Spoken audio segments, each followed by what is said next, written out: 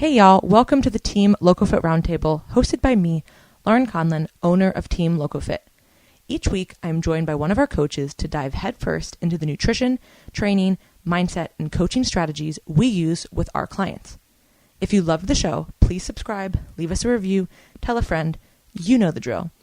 And for more information about coaching, the programs we offer, and additional content, visit teamlocofit.com. All right, we are back with Rick, our mental health consultant. And if you guys didn't listen to part one, it was a kind of overview of depression. And this one, we wanted to get into more of the treatment and kind of the ins and outs and, some client relatability kind of examples too. Mm-hmm. Okay, so... You acted surprised that I didn't fuck that up. You were like, wait, the look in your eyes was like, I'm so surprised that you just had a smooth introduction. You just messed it up. Don't worry. It was good. The look of shock on your face, I really wish I could have panned the camera just like... So here we go. I had to make it awkward. Let's go. All right, here we go. Awkward we are. Picking up where we left off, we were talking about the impact that depression can have on families. And when one person is in particular depressed, how does it affect the rest of the family members? How does it internalize for that particular person? And so what are some of the best processes and things that you can do? And one of the things we started talking about was learning and knowing the difference between helping and enabling. So the broad statement that I would tell most people who are struggling with a family member who is depressed or is clinically depressed is number one, be present. That doesn't mean giving advice. It doesn't mean giving direction. It doesn't mean fixing the problems. It just means sitting with that person. It means listening to them, and it means holding that space. And that can be a really difficult thing because our culture is designed to problem solve. Particularly men. Men do this a lot. This is like a story as old as time. A woman tells them a problem, and immediately in the man's mind he goes to, well, did you think of doing this, this, and this? And it's like, that's not what we're doing here. So we need to train ourselves to not create solutions to these problems. The person needs to be able to, or we want them to create the solutions themselves. This is how we build self-esteem, this is how we build confidence, this is how we build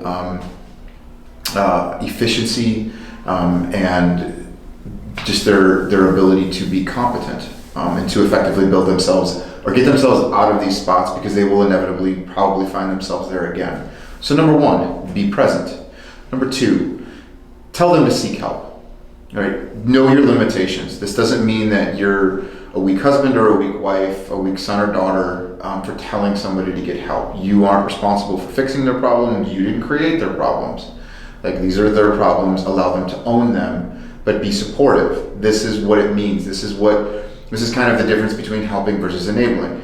Enabling would be like, I'm going to tell you exactly what you need to do. Supporting is, you need to get help. Let's find somebody who can help you. I'm being supportive without solving your problems.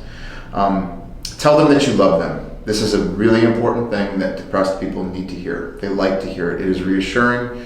It soothes them. It reminds them that even though they're feeling alone and empty, that they're not. Remind them that they will come out of this. It is important to create that light at the end of the tunnel sometimes, and for the person to realize that this is not how they're going to spend the rest of their life. This is a moment in time. I use that phrase over and over again with my clients. This is just a moment. And we want to work through that moment to get to something different. So tell them that you love them. Tell them that they will come out of this, and remind them that they weren't always like this. Really important to remind people of their strengths. That affirmation can be really powerful. It can be motivating. It can help them it can help them mobilize their internal resources. And that is super, super important. The differences between success and failure post-surgery for people is their mindset coming out of it. And why does one person live for 6 or 8 weeks and another person can live for 2 years? And it's simply, doctors will tell you the surgery was exactly the same. Everything was great. The difference is how that person can or how they can mobilize those internal resources and their perceptions and their outlook, and so reminding somebody that, hey, you weren't always like this. It can kind of trigger them and just flip that switch and be like, I'm not always like this. I'm not weak, I'm not helpless. I can do things. So those are some of the basic tips, on how to help somebody who's struggling with depression. And I try to help the clients and help the families understand, do not internalize their depression, do not internalize their struggle or their helplessness. Because that's the cycle that sucks you back in when you feel like this is my fault or I have to help them. That's how we get stuck back in that really unhealthy, really toxic cycle. And so when we're talking about the differences between enabling and supporting or helping, what do they look like? In a nutshell, simplicity, like you could probably look up enabling, the differences between enabling and helping online and be hit with probably the same version of everything. But in one sentence, enabling is doing something for somebody else that they should be able to do for themselves, okay? And helping is doing something for them that they can't do, okay? Now, we need to keep this in perspective and relative to the person and their age.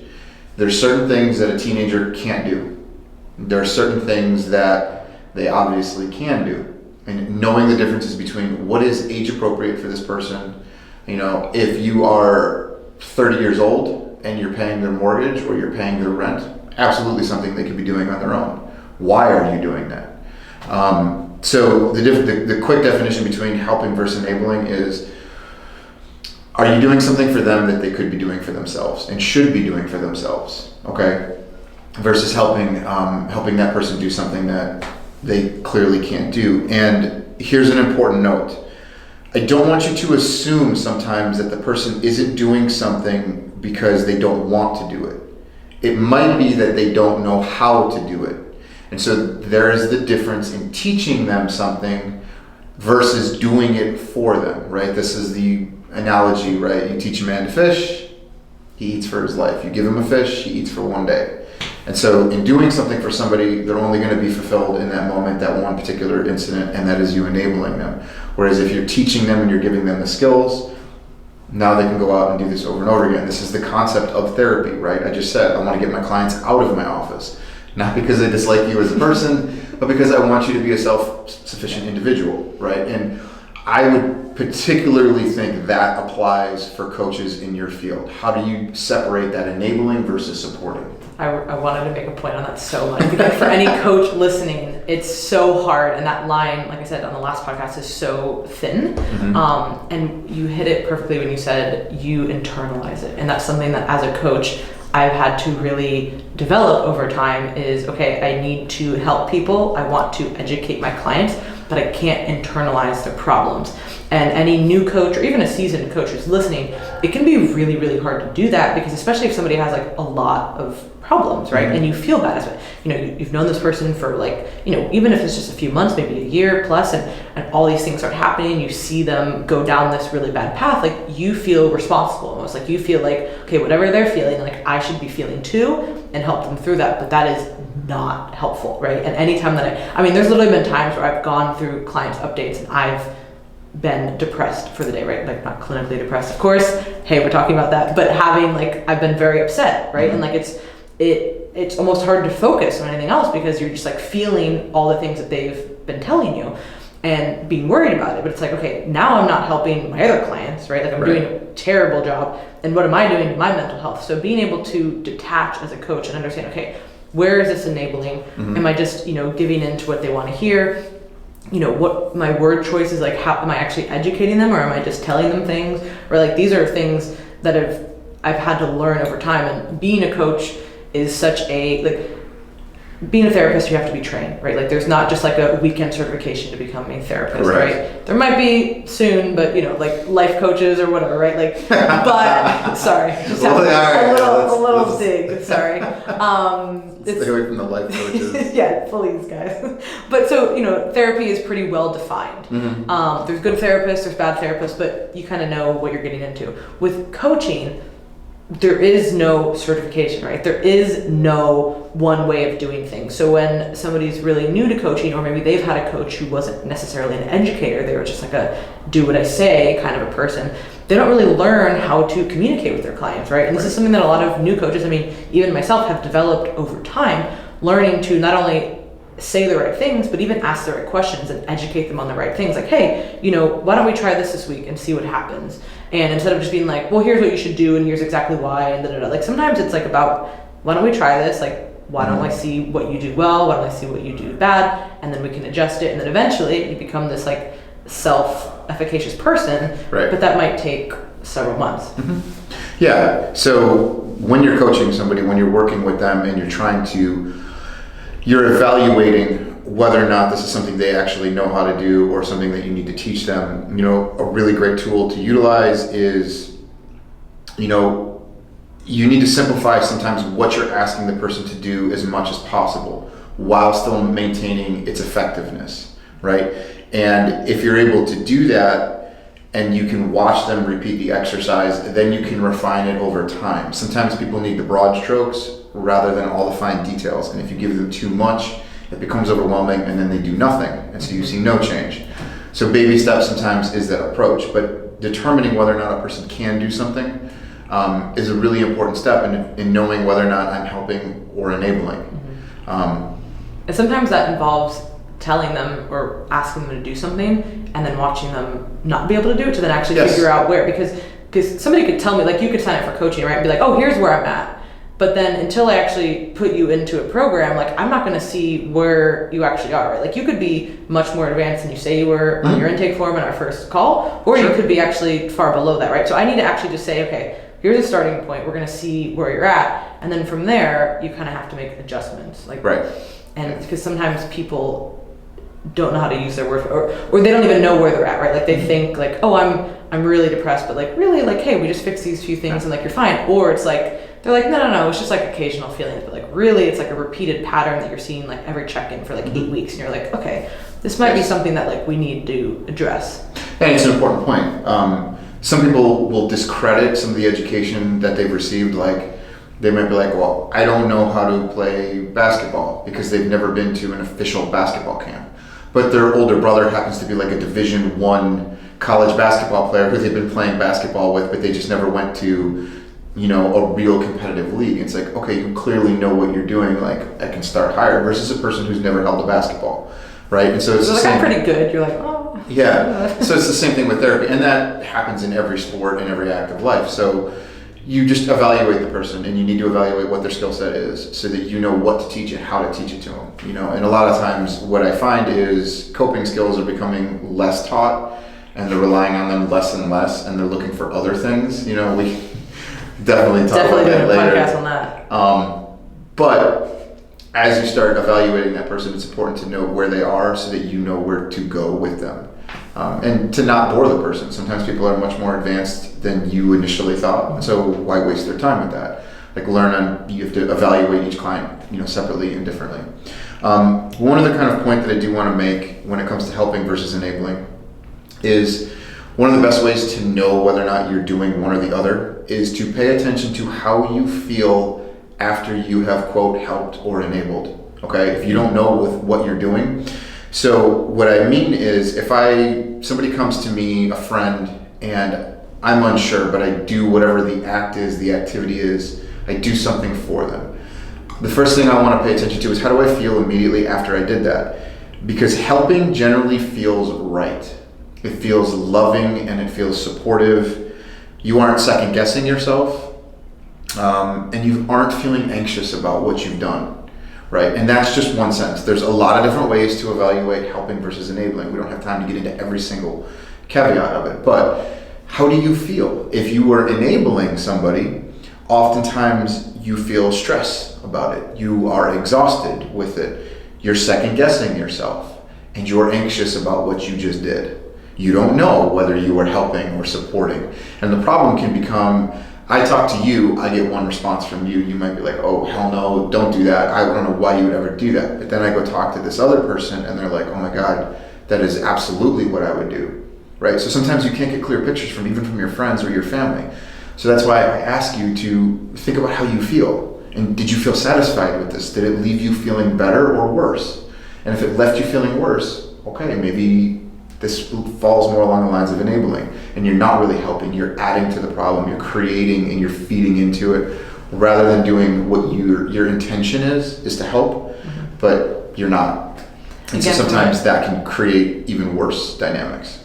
Yeah, from a coaching perspective, I think that this is really hard too, because there was a lot of times where you might say things that are helpful, but they kind of feel bad because the client is resisting. But then you have to go back to, okay, what is your mission? Like, what are your, there's a few things that as a coach, I'm not going to ever moderate or modify my position on, right? Like, there's certain things that it's like a hard no or a hard yes. It's very few things, but there are certain things. So sometimes though, even if you've done that, it might kind of feel not great in the beginning because the client might really be pushing back. But ultimately, like, you can reflect and say, okay, no, like, that aligns with my core values and my mission. So even though in the moment it kind of felt anxiety provoking and the client was pushing back, ultimately I know that I was helping, instead of just like giving into them or enabling or whatever. But so I would say that if you can go back to, okay, like, this aligns with like my core values, even though it might feel not the best, you still might know that it is helpful. Yeah. That's interesting. I won't take us on too much of a side path here, but aligning yourself with your core values is a really important part of life. I recently had a conversation with, one of my best friends, and he's considering a huge career change. And that idea of where do I want to go, is a very common, he's just kind of at this crossroad. And he's stuck between like, well, what can I see myself doing and how do I provide for myself? And, some of these old beliefs and ideas have kind of been shattered that led him on the career path that he was on, and so we talked about that very process of, well, forget the careers, and forget your old belief system. And it's kind of like, what are your core values now? What's your value statement? Where do you see yourself within that? And that value system, and what is important to you. Identify that. Then let's find careers that reach those goals. There's always going to be positives and negatives to everything, but I really like that point that you brought up about identifying your core value system, and is what I'm doing in alignment with this system.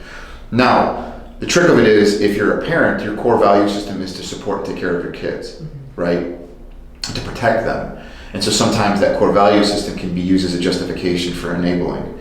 And that's where it becomes really difficult. And the hardest part is, as a family, stepping back sometimes and saying, hey, I can support you, but I can't do this for you. And so, it becomes just as much coaching the family and being supportive for them, when they're watching the person really struggle or fail over and over again. It's like, this is part of the process, so it can be difficult for sure, but I definitely like that. So I want to get more into treatment of depression as well. So the first thing I want to say, and this is more of a selfish note, is you don't get to dismiss, if you're depressed, you don't get to dismiss any suggestions that I give you. I hate this more than anything. You come to me and you're telling me that you're in pain. So I tell you, hey, we're going to try A, B, and C, and the first thing out of people's mouths is, I don't want to do A, B, and C. What? Stop that. I think this idea that we're so unique and individual needs to be crushed, and realize that sometimes there is a direct path to where you want to go. You're at A and you want to get to Z. I'm telling you what to do. Do it. Stop arguing. Stop trying to be like, well, this makes me feel uncomfortable, or I don't like this. You don't get to dismiss it, because the reason is, and particularly with depression has such a high rate for suicidality. There is such a rate, there is study after study has direct correlations between depression and people committing suicide. So at the end of the day, what we're talking about is potentially your life. And when it's that serious, you don't get to dismiss my suggestions. You don't get to try them for a week and then come back and tell me that they didn't work. We don't know what solution is going to work for you, okay? And I need to start you down this path, okay? And so you don't get to dismiss it. I don't care how stupid it sounds. I don't care how ridiculous it seems to you, or if you've tried it in the past but it didn't work. I don't care. I want you to come in with that mindset that I am depressed, I have this problem. I don't get to dismiss whatever the solution is, because it might be this really ridiculous thing that works for you. So first and foremost, you don't get to dismiss the suggestions. And I can't stand when that happens. And I'm willing to bet, as a coach, people come to you all the time and they'll say, hey, here's my end goal. I'm at A and I want to get to Z. This is my fat body right now, and I want to be this ripped person. And then you're like, okay, we're going to do this. Do they ever come back to you and they're like, yeah, I don't want to do that. I want to do this. So it's a really interesting My old coach, Cliff, used to say this. So people would come to him and they say, I'll do anything to win this competition. And he's like, okay, so we're going to do this and this. Like, oh, no, but not that. Right. He's like, well, you just said you would do anything. And so that's a really extreme example, of course, because, competitions are extreme and people have their own opinions. But that is the truth, right? Like somebody comes to you at a very far place from where they want to be. Mm-hmm. And I mean, people sometimes even say like, I don't want to do everything in between. I just want to get here. And it's like, well, I'm not a magician and that's not real life. So we need to get out of this fantasy land that you're going to get from A to Z. And we need to do all the really messy work in between. And it might take 2 years, but what you've been doing for the past 15 years clearly hasn't been working. Right. So why don't we at least try this and get some progress? And it's hard because, and I get it, right? Like we've all had our own issues, whether it's with food or exercise or our mental health or whatever, right? And it's really easy, like once you're over that hump, right? Mm-hmm. Like once you're on the other side of it, you're like, I can't even believe that I used to act like this, or I can't believe like anybody else would think that way. And you get to this other side, and it's almost like this like superiority thing, right? Even if you don't want it to be, you're like, I'm so over here. This person is so clearly disordered.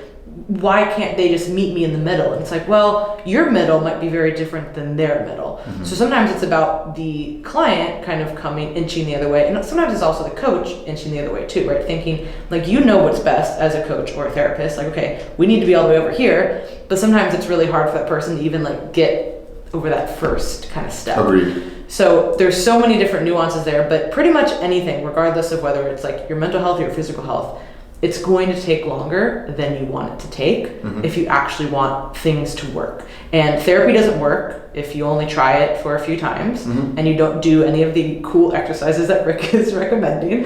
And, you can't get in shape if you don't put effort and time into, eating right and fixing your relationship with food. Mm-hmm. It's just not going to work. Right. And how many more times do you need to fail until you're going to realize that? Like, that's what you need to look at. Like, what is the alternative? When people are just really, really struggling, it's like, all right, I understand that you want to revert back to whatever pattern or behavior, but like, what is the alternative here? Like, what are we going to do if you are incredibly depressed and you don't want to try this? What are you going to do if you've tried 15 diets and they've all failed? Like, we have to do something else because clearly the alternative is not useful and it might be life-threatening. Right, correct. In this situation. And when you're dealing with life-threatening, you lose I think, me personally, you lose the I don't even know how to phrase it like that, the option of being picky. Yeah. You just don't get to, you don't get to have that anymore. The luxury, excuse me. You lose that luxury. And it's just, it's time to realize like, hey, what I've been doing doesn't work and I need to do something different. And I need to listen to somebody else right now. This is the reason this individual, that I'm sitting in front of this individual, this is why they went to school, this is why they have their advanced degrees, this is their way of helping. And they should know, and hopefully they'll be able to walk you through that. But you don't get to choose anymore. You just need to do what we're telling you to do. Sometimes it's kind of like when you're raising a kid and the little 4-year-old is asking why. You're going to do it because I said to do it. You don't need to know why, right? So you just do it. And sometimes it's kind of like, hey, we'll deal with why later. Right now, I'm giving you the tools that you need to survive. Okay. Now, this next step, Hold on, but that's not enabling. I want to make that clear too, though, right? Correct. Because we just said like, hey, you need to educate people. You need to explain things, right? Like, don't enable them. And so sometimes, though, there is a difference where it's like, no, you need to be direct. We need to try something else because we need to get over this small little hump to go from A to B, right? And that's not enabling. That's just getting somebody to do something or to move forward even like an inch. Correct. And there has to be some motion in order for any change to occur, right? So the next one I'm going to talk about is medications and antidepressants. Generally, my personal feeling on antidepressants is for 99% of the people, it is an ineffective, unnecessary, unneeded path and treatment.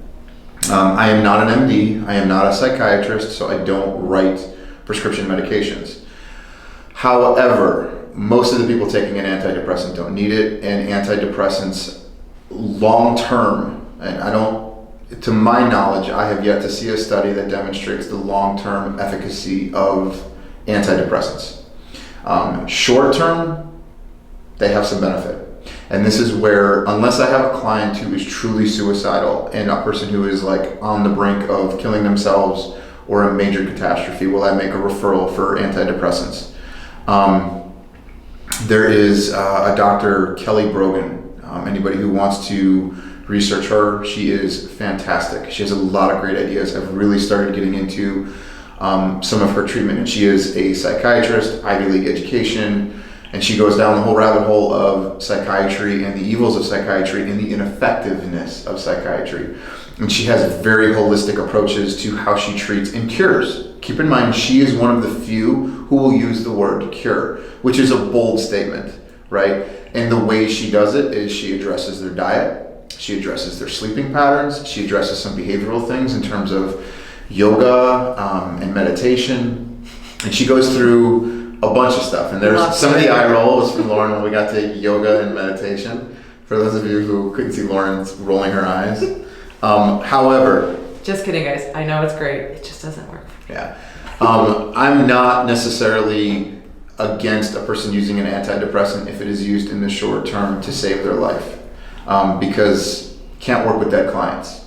It just doesn't work.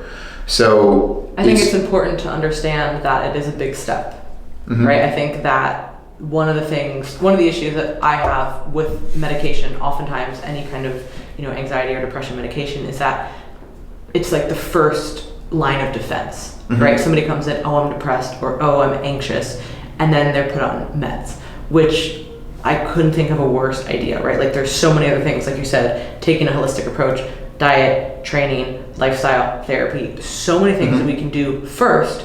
But after that, there are so many clients that I've worked with over the years that have been on antidepressants or anti-anxiety meds, and it's been a life changer for them. Sometimes literally a life changer, but also just in the quality of their life. And it can be really good in conjunction, but we have to get to a place first where we've exhausted those other options. And it's not just like, correct, oh yeah, you've been having a rough few weeks or even a few months, like let's just get on this medication. And because there are side effects, and a lot of people just like to think of, oh well, this is going to help me, like this pill is going to fix me. Well, it could fix something, but it could cause 5 other problems. Correct. Right? And any time that somebody takes a medication, there will always be pros and there will always be cons. There's Yes. always going to be side effects to every single medication that you take, obviously some more than others. And when you take those, you have to be willing to accept those side effects, right? Like once you go down that journey, like there's going to be issues. If those pros outweigh those cons, then sure, maybe you should take them. But it is something that I think people really need to have a deep discussion with like themselves and other people. Like, okay, is this kind of my last resort and not just like the first thing that I'm going to try? Correct. And oftentimes psychiatry addresses symptoms rather than causes. And so what we begin to see is they're not really addressing the things that are causing the depression. In the first podcast, we discussed a lot of different things that be causing depression. And I use the word like problems aren't necessarily depression. Depression is not always in your head. It's a result of what's happening inside your life. And so by addressing the whole life, you oftentimes can get to the root causes of the depression by making significant changes in not only your diet and your exercise and your lifestyle. You don't need the antidepressant. Like I said, 99% of the people don't need them. The only time I really feel comfortable telling somebody, hey, you need an antidepressant is to jumpstart somebody. So it's not always bad, and sometimes it's a necessity. It's a necessary evil if you want to look at it that way. But medication's not always the devil. Like sometimes people want to look at it and make it that way, but it's kind of like if your leg broke, would you use a cast? If you had an infection, you would take an antibiotic. If you were diabetic, you would take insulin, and insulin is something that you would use every day. Now, I'm not advocating antidepressants to be long-term. I just told you that there's no research that indicates the benefit of them being used long-term, but there is some use for short-term gain. So it's getting to understand that part of it, and I wanted to talk about that a little bit, just to kind of touch on it. But again, I'm not a psychiatrist. We're not going to go to the ins and outs and how it affects the mind and the body and all that kind of stuff. But if you're only going to a psychiatrist, they're only addressing your symptoms. There are very few psychiatrists who sit down for more than 10 or 15 minutes with their clients. They don't understand their life. They ask basic symptoms. They get a checklist, and you are one of 6 or 7 clients in that hour, right? I have one client for an hour that I sit with repeatedly over and over again. Psychiatrists see you one time per month, and when you come back, they'll ask. So a lot of psychiatry is about getting you back into the workforce. It's not helping. It's just kind of like, all right, you've dipped below normal, so we want to bring you back up to normal to get you to function, but not even function well. And so I'm not going to rag on all of psychiatry, because I have met some really great psychiatrists who work with their clients, who do EMDR and who provide other stuff beyond just multivitamins and fish oil, right? That's not the cure-all. But again, that's a step in the right direction in terms of getting a person on a healthier lifestyle and educating them. But there's more to it. So understand that if you're seeking help for depression and you're only going to a psychiatrist, good luck. Because you're going to be prescribed meds. You're going to be prescribed meds, and it's going to be a long-term solution, and it's going to be ineffective and can, to your point, create more depression. Mm-hmm. And I think it's unfair too, because if somebody is not getting any actual coaching or therapy in this area, right? Like now they're put in a position to where it's like, hey, like, I've been having some issues with depression. I'm trying to learn how to manage it. And then it's like, hey, I just take these. And it's like, well, now I have like no empowerment here as far as like what I can actually do like in my life and like long term. Now I just like have been thrown these meds, and now you have this huge decision to make. Either, sure, I'll just take it, or depending if the person feels weird about medicine, they don't want to take it. You know what I'm saying? Like there's so many all things. The other problems still exist. You might be feeling a little bit better, but the problem still exists. So the pressure's still going to mount. Nothing is changing other than you popping a pill. So we're not really changing anything. You're just covering it up. You're putting a Band-Aid on a bullet wound, and it doesn't help. It's kind of like a way of hiding sometimes. To kind of move on from this particular point. So one of the things you brought up earlier was catastrophizing. And what is catastrophizing? Catastrophizing is a cognitive distortion or a thinking error, which is a great way to put it. And this is a very, very common thinking error for people with depression. And so what is catastrophizing? It is taking a small problem or a problem and going so far down the rabbit hole with it that you're left with like total hopelessness. So a case in point would be a problem would be, I lost my job today. Okay, so I lost my job. That's a big problem. That's not even a small problem. But the depressed person will take that and be like, oh God, I lost my job, which means my wife is going to be mad at me, which means my wife is going to hate me and she's going to leave me. And if she leaves me, she's going to take the kids away from me. And if I don't have the kids, and then the kids are gone and I won't be able to afford the house, and you keep going down, you're like, well, what's the point of living anymore? I'm just done. And it can even start with something even smaller. Like, it was so-and-so didn't say hi to me today. She must not like me. She doesn't like me. She doesn't see anything worthwhile in me. And what's the point of living if no one recognizes me and notices me and I'm just a worthless piece of crap and I should go blow my brains out? And it's like, whoa, how did you get there from she didn't say hi to you to like wanting to kill yourself? And this is a common thinking error that a lot of people with depression do. They take something that is one bad thing that has happened in their life and they follow it so far down the line, and they always end up in the same space. This, I don't belong here, I'm useless, I'm hopeless, and I should just die. Or there's no point in living, or whatever it is. And they get to this like hopeless despair, and it's like, okay, we need to challenge that concept. And this is where like kind of rational emotive behavioral therapy comes in, where you can identify thinking errors and we teach people how to challenge them, and you keep them grounded in rational thought rather than going so far down that rabbit hole that they only see the negative that can come from it. And I'm willing to bet a lot of your clients struggle with that type of thinking. And catastrophizing happens a lot even with people who are not necessarily depressed, right? Like I would say that I would see with a lot of clients who are just very type A, very obsessive. Me. I totally understand where this comes from, right? Like not necessarily like I'm a hopeless perspective, but like I ruin everything, or like nothing's perfect. I wanted it a certain way and it's not like that. And this will happen a lot with, people who have these food issues, right? And something comes up that was not in their control. And then it's like a complete, like this overcorrection to where you're like, why did this happen, right? Or if somebody, when I've worked with depressed clients, when they've catastrophized things like, oh, this one thing happened today, so now I'm not going to get out of bed, I'm not going to train for 3 days, I barely drank any water, like my diet's been shit, I haven't seen the sun. You're like, whoa, hey, I know you're not feeling really good, but we have to have at least like this like bottom of like the lowest rung, like you're having the worst day possible. We still need to get a few things in that are like actually going to make you feel better and not worse. Yeah, and a lot of what you just did was you only focused on the negative and you rejected every other positive thing that was probably happening in your life at the time. That's another type of thinking error. They literally call it rejecting the positive, which is focusing solely on the negative things. And it can, seem very similar, but yeah, that's the exact kind of mindset that we're talking about. Whether you're catastrophizing or you're only focusing on the negatives, these are patterns, and we need to draw attention to these patterns so that people can become aware of them. And when you're aware of them, you'll catch yourself when you're doing it, so you can actively fight out of it. A lot of times, when you're talking about dealing with unconscious or subconscious motives, right? Some of these things are so embedded and so habitual that we don't realize we're doing it, right? And so it seems to be coming out of a natural tendency place, and you're not aware of it. Well, the idea of talking about these things is that it moves these things that you would otherwise think are subconscious motives or patterns that are developing from the subconscious mind. And by talking about them and exposing them, we're creating awareness around them, so it moves them from the subconscious into the conscious. So now we're aware of it, right? It's kind of like when you're going to buy a brand new car and you've narrowed down your car to the Nissan Maxima, right? And so this is the car you're going to go buy.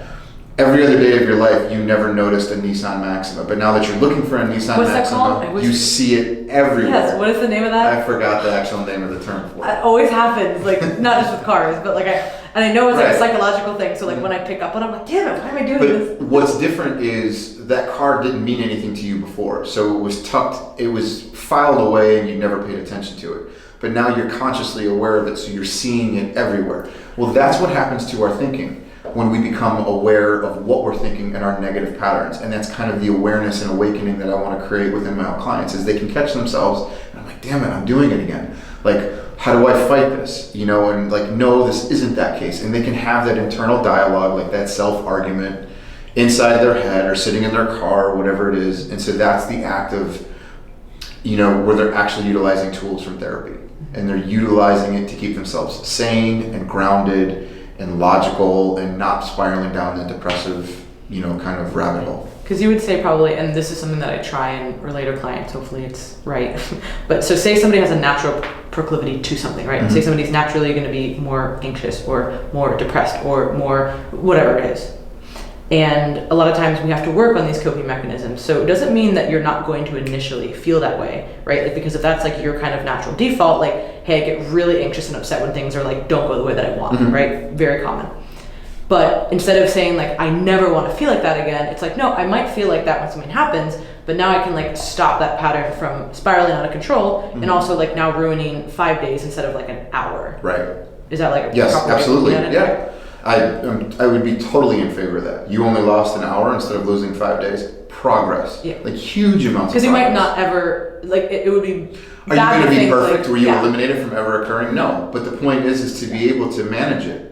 You can't get rid of these things. It's going to happen. Things are going to make you anxious. And that's going to be the other part. Things are going to make you depressed. So how do I know how to manage my depression when I'm stuck in a negative life event? And how do I prevent that negative life event from becoming worse by using some of my own self-imposed misery in this and making it worse on myself?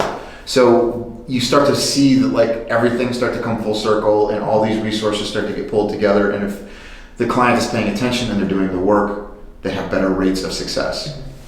One other point that I do want to make is if you're dealing with a family member who's struggling with depression, or you might have the depression, one of the things that I always ask myself as a therapist, and I write it on top of every piece of paper or session note when I'm dealing with a client, is do they want to get better? And I use that as a note to identify whether or not they're actually sabotaging, or they might be utilizing their diagnosis or this depression or anxiety as a way for secondary gains. Meaning a person has a motivation to not get better because maybe being depressed gives them attention that they normally wouldn't get. Mm-hmm. Being depressed helps them avoid responsibility. Mm-hmm. Being depressed, it gives them a feeling of safety. Being depressed means that they have no additional reasons to grow. No one's motivating them to challenge themselves. They're safe in the status quo. And so sometimes when we're talking about the treatment of depression is the person actually motivated to change, or are they gaining something by their own depression, by being sick? So that's kind of an important part too, to evaluate as to whether or not treatment will be successful. Is can we eliminate the secondary gains?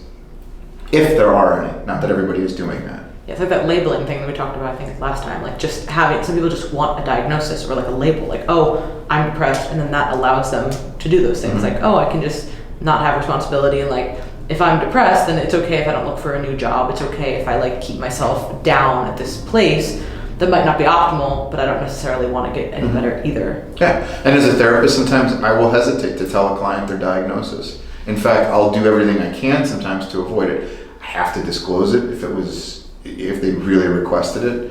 But a lot of times, I'll have that conversation with them. I'm like, I'm afraid you might use this, or in my mind, I'm like, I know you're going to use your diagnosis as a crutch. You're going to use this as a way to not do what you're supposed to do, so I will keep those things away from them. People do that with health all the time too. Sure. Like you would think that if somebody gets diagnosed with something like type 2 diabetes, right, and maybe metabolic syndrome or whatever, and instead of looking at that as okay, here's a diagnosis and I need to get better from this, they use it like you see people, right, who diabetics are just a great example of this, because we know if you're eating a ton of processed carbs and you're not exercising and you have type 2 diabetes, probably not the best idea. Correct. But you see a lot of people who are type 2 diabetic who do that, and you go, well, why would any logical person do that? And sometimes it's like, it becomes almost like this defeatist thing, like, oh, well, I got diagnosed with this, and maybe they want to get better, but they don't know how, or maybe they really just don't. And they're like, well, I have this, and I got this label, and here I am. Like, they don't think that they can get out of that, which is really like negative and sad, but you see it so often, it's like it has to be something to that, because like, why would somebody who like knows this is bad for them continue to do it, and they keep getting more unhealthy and sicker? But it's because, well, they don't want to change. You want to look at what they're gaining from being unhealthy, and that's a sad note, but it's reality. But we are talking about depression, and this is the podcast, and these are real things, and like, this is uncomfortable, and people want to think like, oh, well, that's terrible, you would think that. It's like, no, you have to be honest with like what people's intentions are. Yeah, and this is it, so if you're wondering what it's like, this is kind of what people will do. So hopefully this is kind of changing some perspectives, at least making people aware. So when we're talking about treatment of depression, I think some of the stuff that we're going to talk about, in the next section here, is adding structure to your life to defend against depression. So we've talked a little bit off camera or off record, I guess, however you want to put it, about circadian rhythms. And creating a schedule for a person is incredibly important who has depression. The reason for that is circadian rhythms relates to our ability to receive quality sleep, right? Not a 10 or 15 minute nap, but to follow deep sleep to allow your body to rest, recover, and recuperate. This is the type of sleep that a person needs in order to function in a healthy way and properly. And what I find is people with no structure in their life, so they have no reason to go to bed, and they also have no reason to wake up in the morning. So they lack this individual purpose. So if you're going to bed at different hours, at different times, and you're waking up at different hours and different times because there's nothing motivating you to go to bed or wake up, your circadian rhythms are thrown off and they get poor sleep, and this adds incredible amounts of depression into their life because they don't know how to manage it. There's no purpose, there's no meaning for it, and so they're just lost. They have no organization with anything that they're doing. So for many people, it's the idea of getting a job, right? And I know that kind of can sound funny. It's kind of like, well, I'll tell some of my clients who don't have jobs, like, well, go get one. Like, go get a job, like, have a purpose. Getting up for a reason is important. Going to bed is important for a reason. Teenagers struggle with depression. Why? You look at their schedule, right? And maybe they get home from work at 10 o'clock, but they don't go to bed until 2. You know what I mean? And then they're like sleeping until noon, and then they got to be back at work at 2. And there's like there's no real schedule, there's no real structure. Or days that they're not working, they're playing video games and they're up and they're sleeping in late, and they're getting up really early. And so like you look at the life of a teenager sometimes, and it's like they're all over the place. And you wonder why we're seeing increased rates of depression in teens is because not only are their diets terrible and they're eating more processed foods and they're totally unhealthy, but they're getting less exercise. We've talked about how schools are getting rid of physical education classes and they're replacing them with online PE. I had no idea that was even... The first time I started seeing teenagers do online classes, PE? You don't do it. You write a paper about exercise.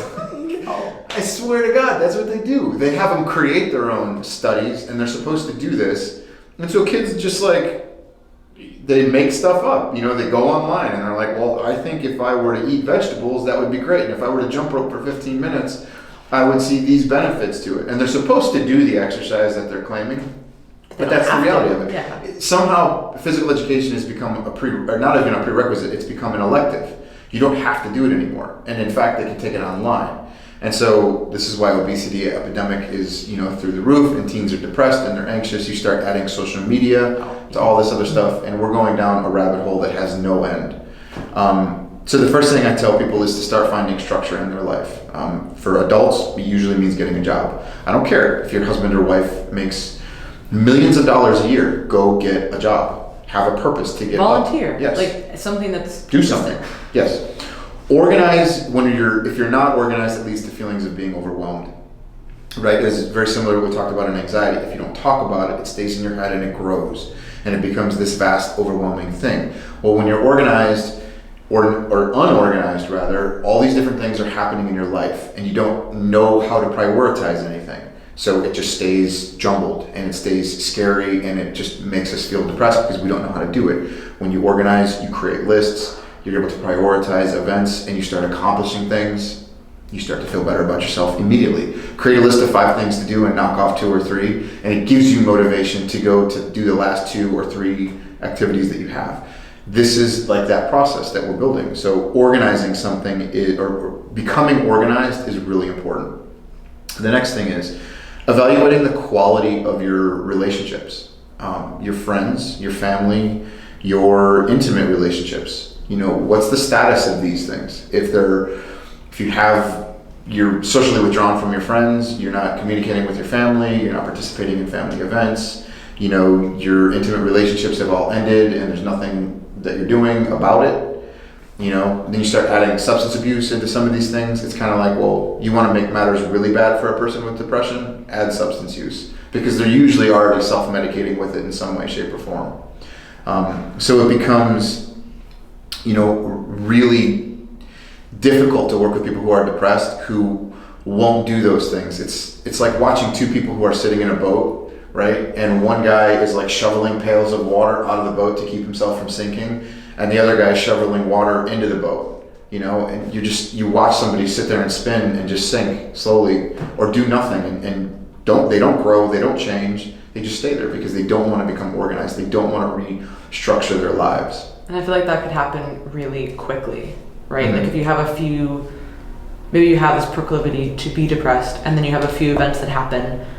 Even like with, when we're recording this in July or almost August, and like when the quarantine, COVID happened this year and all that, right? Like it was really evident to me how important, I'm an extrovert, so let me make that very clear. I think everybody listening knows that.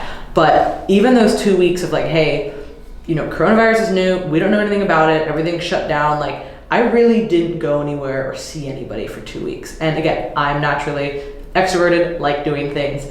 And I talk to people pretty much all day through, the computer or even calls and whatever with clients, but not actually seeing anybody, like besides Ryan, like I was losing my mind, even in 2 weeks. And I was like, wow, like this is so quickly and of course there was another added layer of like uncertainty and, the feeling of like, I want to go do things, but I can't. So that's a little bit different, but just removing like relationships essentially for just a few weeks. Like you can see how quickly somebody who already is like in a negative headspace, who doesn't really have great relationships, who then maybe turns to substance abuse, what is the incentive to go back to like fixing that, right? Like there's very little incentive to go back to fixing that, right? Because this feels so much easier and this requires no work. Right.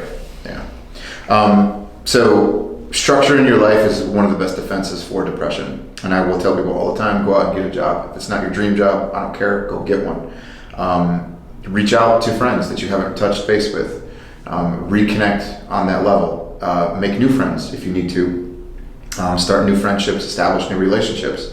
Start a new intimate relationship. Intimate relationships are a cornerstone for an individual's sense of safety and love and intimacy. So try and go get one. Sometimes that's a more difficult task, and I'm aware of that. But you want to start that process, going down that path. And so one of the things that we had talked about was, you said to me, some of my clients will really struggle with like the motivation piece, and they're just reaching this space where they don't want to do anything.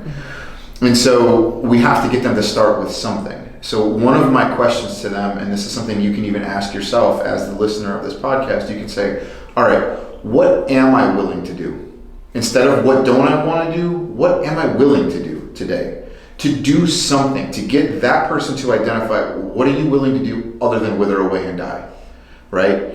And it can be really hard, clients will come to you totally unmotivated and they don't want to do anything. So it's kind of like you've got to flip that script on them and be like, well, what are you willing to do? And a lot of times with depression, what we'll also see is there's a victim mentality that comes with it, right? Because they're looking at all these external problems that are causing things and they don't want to realize that they're a part of this solution and they're also a part of the problems. And so one of the ways that I'll flip the script a little bit and use some kind of motivational interviewing techniques is I'll get them to be like, okay, now that we know what you're willing to do, let's reframe this. And this isn't happening to you. Maybe it's happening for you. And sometimes by changing the question and the way that that's delivered is it makes the person feel like, all right, now, like last podcast, we talked about stress factors and how, when you if stress has a purpose for you, if it's reaching a goal, it suddenly becomes, it has an effect on the body that is like, oh, this doesn't stress me out, really. It's not making me depressed. It's not taxing my body. It's purposeful stress.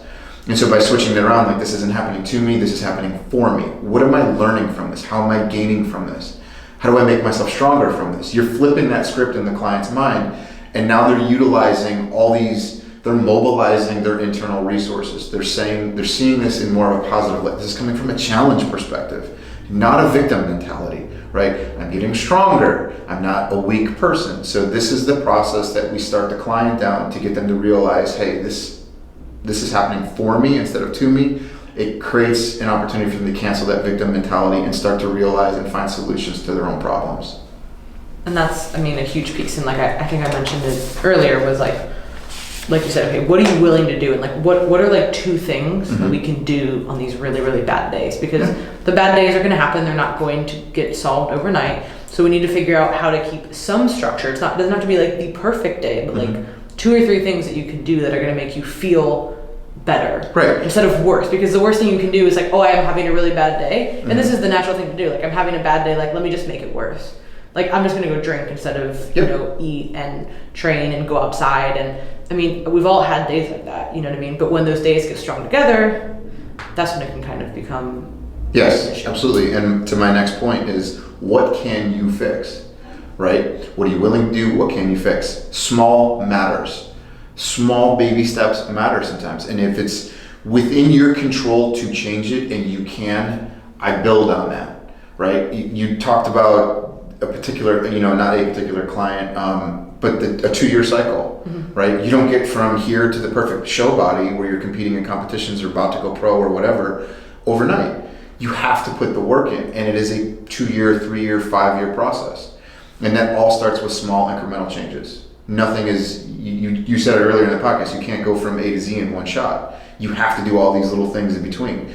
And so it's really important, and that starts to lend itself to, all right, if I know what I can fix, and I know that this is happening for me, and I can start with small things, and I can organize my life, and I can structure my life, and I can challenge myself in these other ways, and be aware of my thinking patterns. We start to see this really large mobility shift. And then when you start adding in some of the other things, the stuff that you do with your clients, for me as a therapist, the relationship that I've developed with you is something that I absolutely want to utilize even more in my practice. It's hey, I want you to speak to somebody who understands diet and fitness and health and how to get your body right and change your eating habits.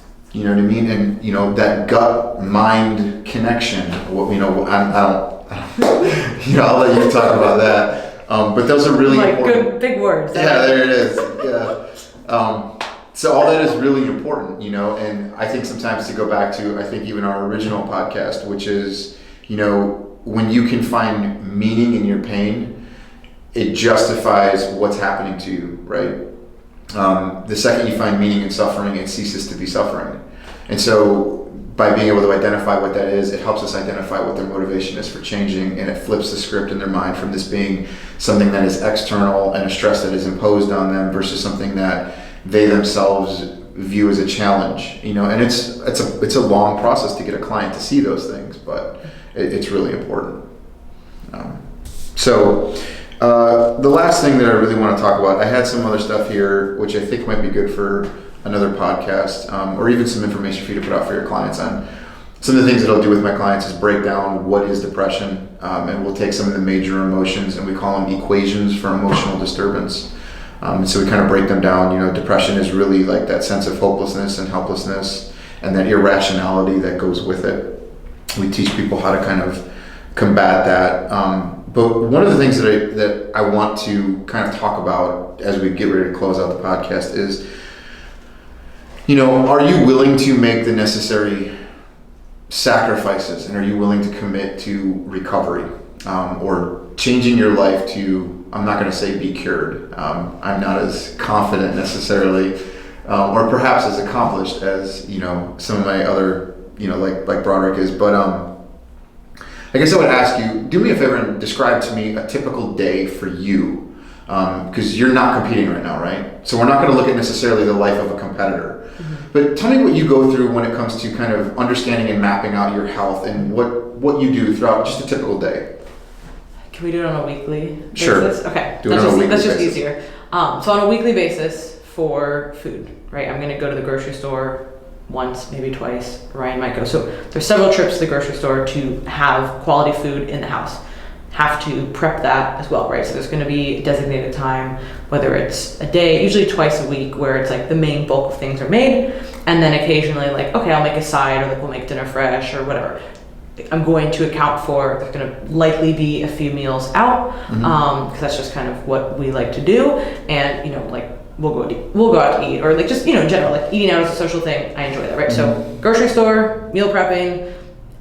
Sometimes, it's like, I didn't want to eat that today, right? Like, for example, today, like, I left the house, I put together something that, like, wasn't really that great, but I got to eat it, right? Like, there was nothing else. I didn't have time to make something else. I didn't want to make a poor decision by not eating, and I didn't want to make a poor decision by, like, later being so hungry that I hadn't eaten, and then, like, I just eat like shit, right? Because that's possible. So some planning goes into meals. Even though I'm not competing, I have relatively low physique goals for, like, what I'm currently doing. I still have to put thought, and sometimes there's going to be things that I'm doing that I don't necessarily love to do, and that's the thing that people don't necessarily want to hear either, right? Like, hey, I'm eating something that, like, didn't really want to eat, not because it was bad, just because, like, didn't really want to eat that today, but guess what? I had to. But if I wasn't prepared, that would have been really bad, like, later. Training, I'm going to train several times a week, so I need to carve out, like, what days that's going to be, whether it's lifting or jiu-jitsu, or really both. I plan out that kind of ahead of time for the week. Sleep schedule's been a little funky because of, jiu-jitsu at night, but getting used to, like, a new sleeping schedule, and trying to be semi-consistent with that. And then, of course, work time, and then, some downtime too, right? Like, if I don't have anything, if I'm just working and I'm on social media, I literally am a miserable person. Like, obviously there's training, there's jiu-jitsu, and there's, whatever, but, like, there has to be other time for some fun things, whether that's, like, going out with friends, or whether that's, like, reading a book for 30 minutes, right? Like fun is, like, relative, but having all those kind of facets, like, have to be planned into the week. And if I didn't plan any of that, I would make either really poor decisions, or I guess poor decisions is like, or just not hit, even if my goals are so low right now, like, I'm just pretty much, like, maintaining. So put an hour figure on that per week would you spend when you look at all those things. What do you think? Including your workout times. Okay. 10 hours? Yeah. Maybe, okay. Maybe so let's just use 10 hours. More. Yeah. 10 is great. So I'm so good with numbers, like just hypothetical numbers. I do really well with that. So if we were to take 10 hours and break it down just over 5 days, let's say Monday through Friday. So we're looking at 2 hours a day that you put into it, right? So maybe one day is not quite 2 hours, whatever, you stretch it out over the weekend, but 10 hours over the course of your entire week. When people are really having a hard time understanding depression, when people have a hard time with anxiety or whatever mental health disorders they have, a lot of times they come to therapy and the expectation is that by coming to therapy for 1 hour a week, they're going to be cured. They're going to immediately feel better. I give a lot of homework to my clients because the idea of it is this: if I were to come to you as a client and say, hey, I really want to get my physical health together, but I'm only willing to dedicate 1 hour a week to it, would you take me as a client? No. Why? Because it's not going to work. Right. There's going to be no progress. No progress. And so the expectation becomes, they have that expectation for mental health. And if you are not willing to address your mental health problems with the same dedication and commitment and enthusiasm and energy as you are your own personal health, why are you doing this? It is not something that you will just obtain once and then be satisfied with it. That's as absurd as me saying, like, I'm going to work really hard to get the body that I want and then I can stop working out once I get it. Like, how long do you think it'll take before my body deteriorates and I go back to being fat or lose all my muscle definition or my tone or my size or all the other gains that I've made? Don't say that word. What? Tone, sorry. You're kicked off the podcast if you say that again. You see my point? Yes. This has to become a part of your life. And I want it to be something that you realize is just as important as any of those other things. People are going to work their butts off to get the body that they want in the gym, and it takes all that effort. But when it comes to depression, people don't want to do things like meditate. They don't want to do things like deep breathing, take diaphragmatic breathing and muscle relaxation, and do yoga or do changes in their diet if they weren't already doing it.